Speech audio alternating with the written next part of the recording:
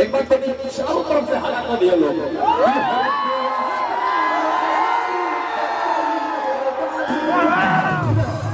अब एक बार आप लोगों से नहीं हो रहा था भैया,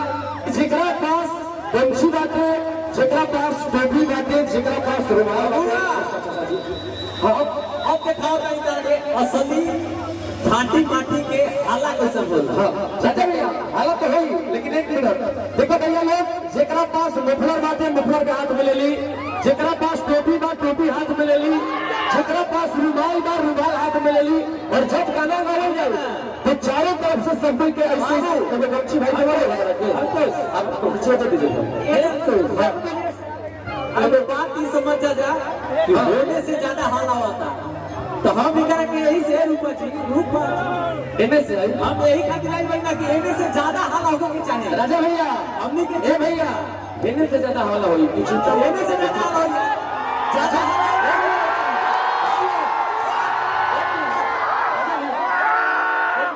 तो होने से सब के हाला सुनाते हैं। देखो सुनाओ हम पूरा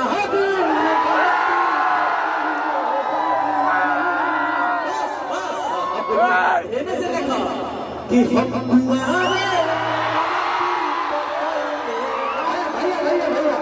जीता तो देखा भाई पलान किससे करते हैं हम भाई देखा ले प्रतिष्ठा के बाद में बचा के लोग इन्होंने से भाई का हिसाब कर ले कमची हाथ में लगा हाथ में सुना जब गाँव गई तो चारों तरफ से सब कोई लहरा दी, और हमारे जो वीडियो कैमरा मास्टर है वो भी लगा आप चक्कर बना दीजिएगा इधर है भाई राजा भैया देखो बहुत कम कस्टमर मिलेगा जब कितना सारा कैमरा लगा होते आप अपने आंख से देख सकते हैं, इधर कैमरा इधर कैमरा, ये चारों तरफ। और आप सभी को नमस्कार, एक बार पब्लिक की तरफ करिएगा, हमारी पब्लिक जो है आप हाथ क्या होंगे तो ये भाई हाथ की वजह देखो इस सामने वाले भैया हमारे तरफ हेलो हेलो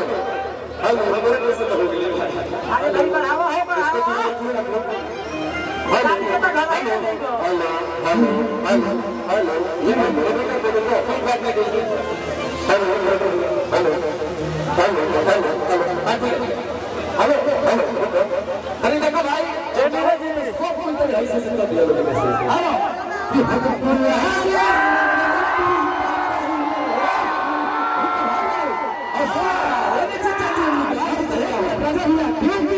हमको पता है कि सुबह सुबह आप लोग जब भी मोबाइल खोलेंगे तो यूट्यूब पर यही गाना दिखेगा, मुझे पता है।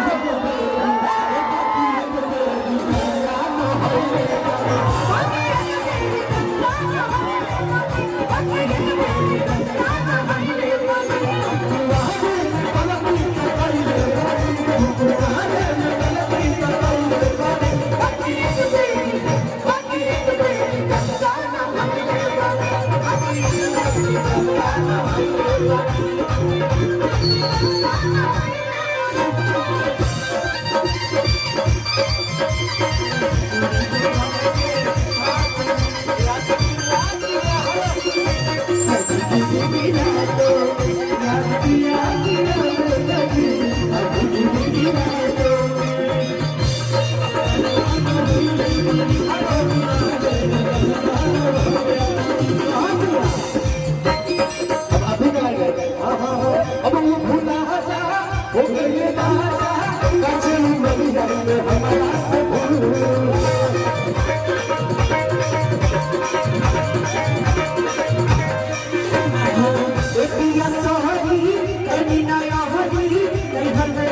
देखी नहीं देना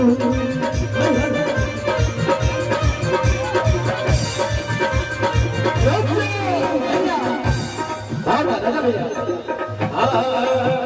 एक मिनट भैया